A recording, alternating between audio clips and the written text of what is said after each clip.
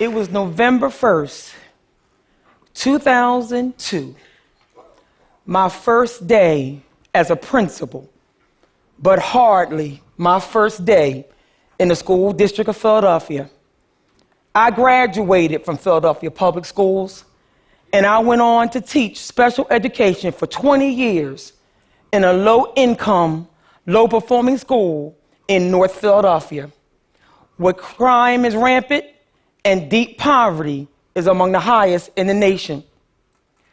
Shortly after I walked into my new school, a huge fight broke out among the girls.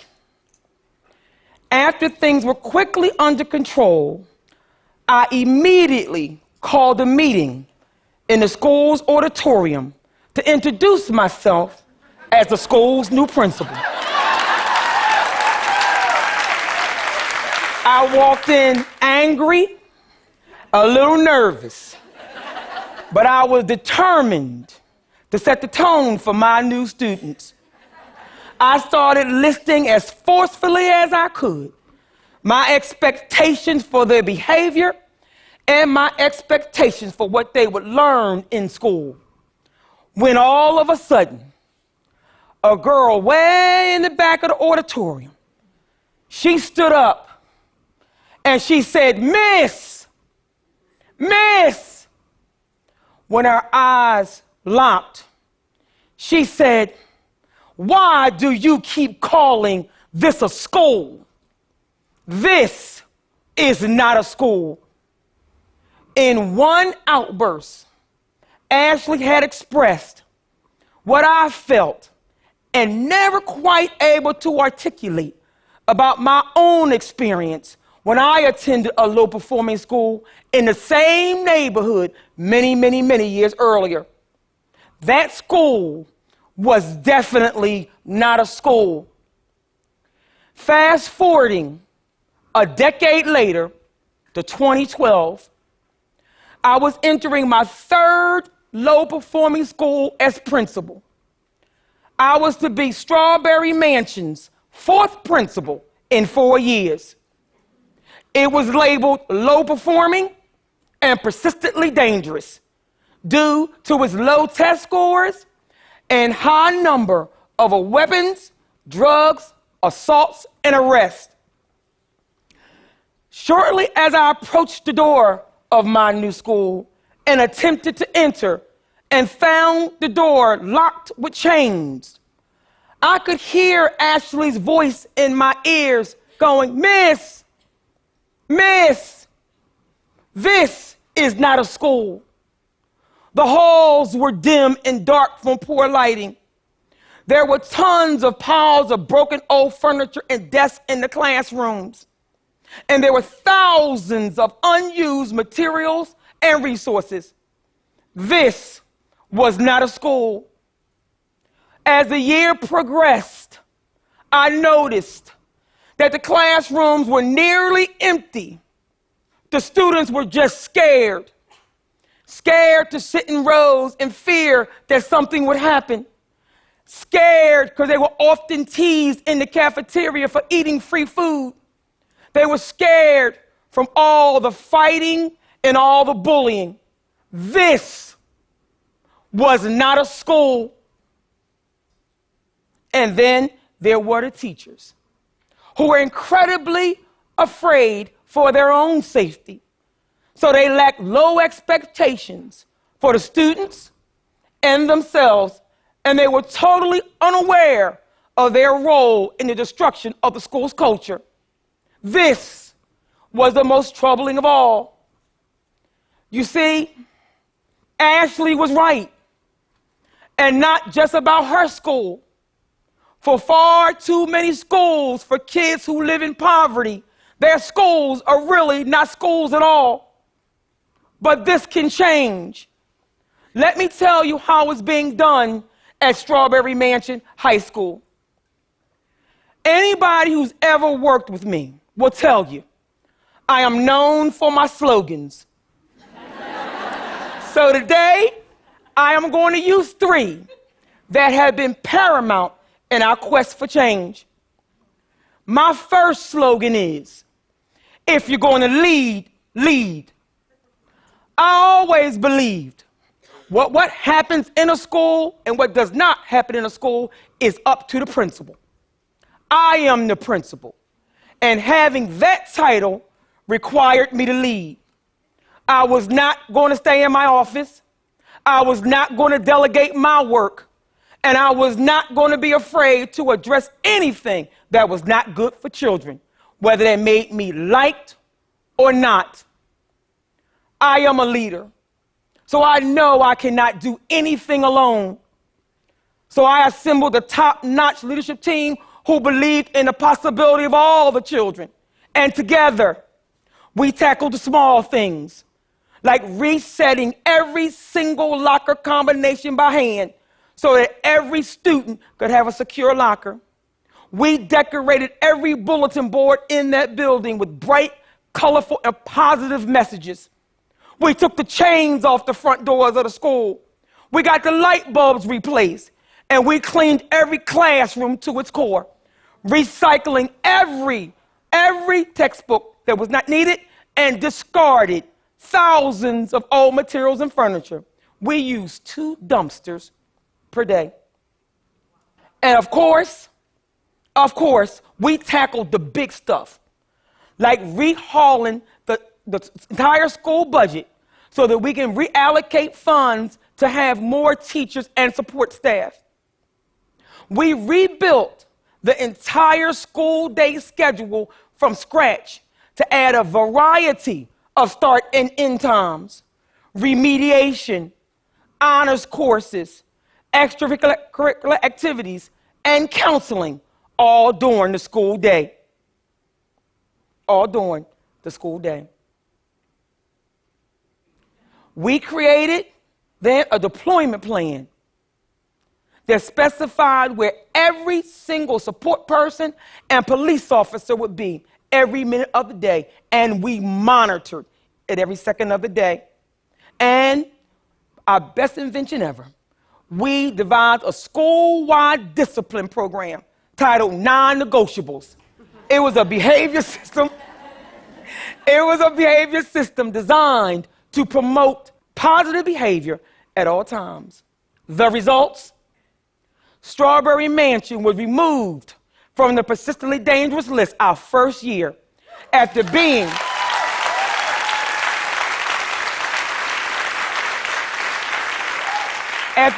on the persistently dangerous list for 5 consecutive years. Leaders make the impossible possible. That brings me to my second slogan. So what? Now what?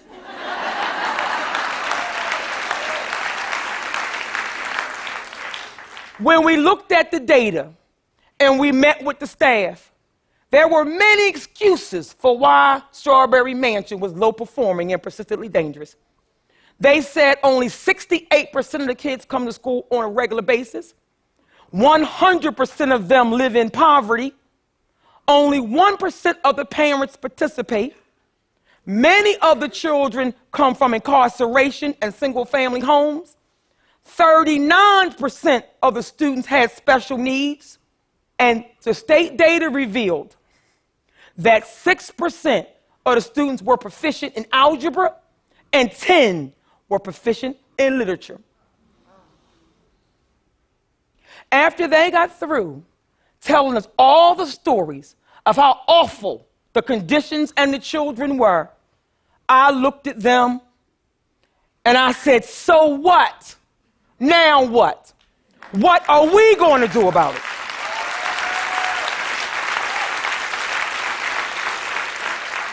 Eliminating excuses at every turn became our primary responsibility.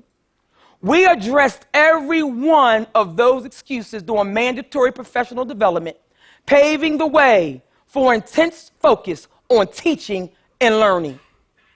After many observations, what we determined was that teachers knew what to teach, but they did not know how to teach so many children with so many vast abilities. So we developed a lesson delivery model for instruction that focused on small group instruction making it possible for all the students to get their individual needs met in the classroom. The results?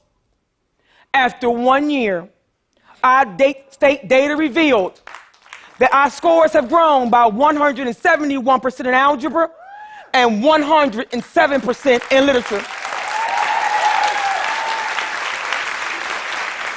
We have a very long way to go, a very long way to go. But we now approach every obstacle with a so what, now what attitude. And that brings me to my third and final slogan. If nobody told you they loved you today, you remember I do, and I always will. My students have problems, social, emotional, and economic problems you could never imagine. Some of them are parents themselves, and some are completely alone. If someone asks me my real secret for how I truly keep Strawberry Mansion moving forward, I would have to say that I love my students, and I believe in their possibilities unconditionally. When I look at them, I can only see what they can become. And that is because I am one of them. I grew up poor in North Philadelphia too. I know what it feels like to go to a school that's not a school. I know what it feels like to wonder if there's ever going to be any way out of poverty. But because of my amazing mother, I got the ability to dream despite the poverty that's around me. So, if I'm going to push my students toward their dream and their purpose in life, I got to get to know who they are. So I have to spend time with them. So I manage the lunchroom every day. And while I'm there, I talk to them about deeply personal things. And when it's their birthday, I sing happy birthday, even though I cannot sing at all. I often ask them, why do you want me to sing when I cannot sing at all? And they respond by saying, because we like feeling special. We hold monthly town hall meetings to listen to their concerns, to find out what is on their mind. They ask us questions like, why do we have to follow rules? Why are there so many consequences? Why can't we just do what we want to do? They ask, and I answer each question honestly. And this exchange in listening helps to clear up any misconceptions. Every moment is a teachable moment. My reward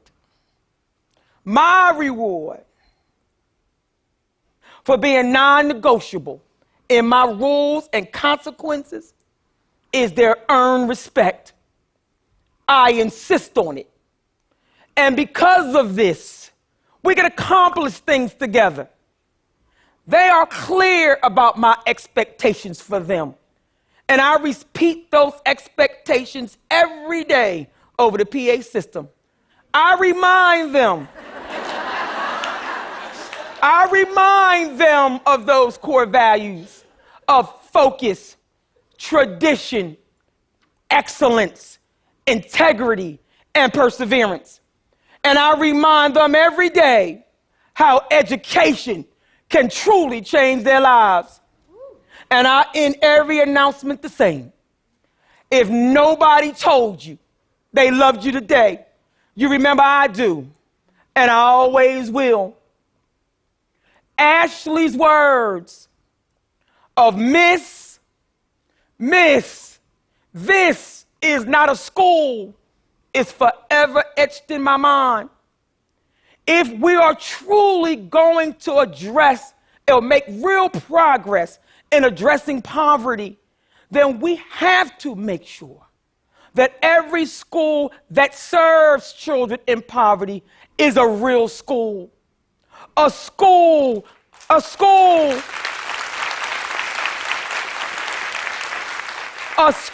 that provides them with knowledge and mental training to navigate the world around them.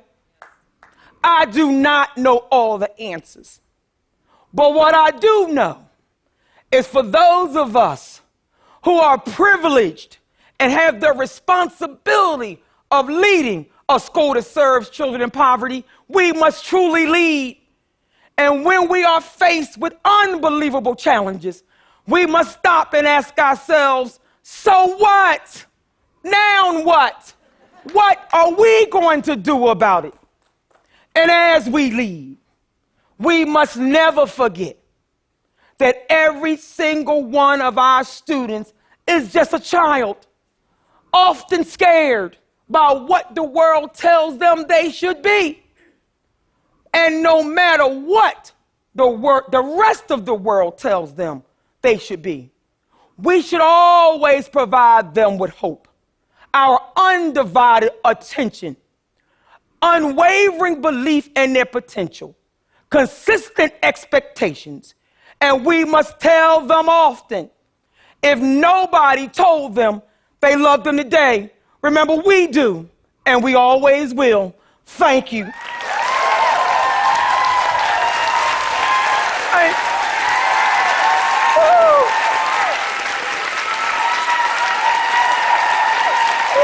Thank you, Jesus.